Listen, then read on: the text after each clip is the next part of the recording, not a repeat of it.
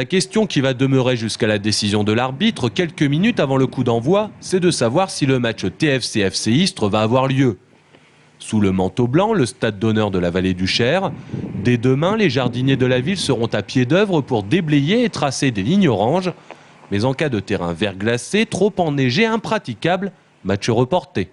Voilà, le terrain est très difficile en ce moment. Depuis 3 matchs, on a vu que ça se détériorait vraiment. Donc là, je ne sais pas du tout dans quelles conditions va pouvoir se dérouler la rencontre, compte tenu des conditions climatiques.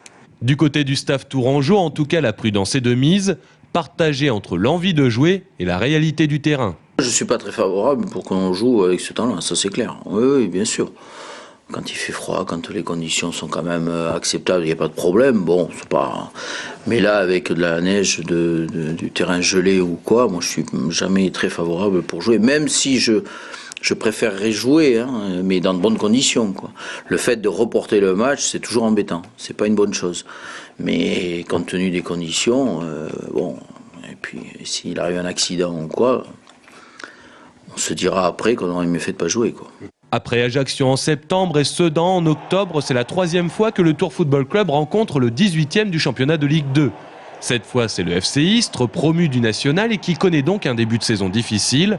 Du côté des Bleus, on veut briller pour la dernière prestation à la vallée du Cher après la défaite contre Brest. On avait eu une grosse semaine.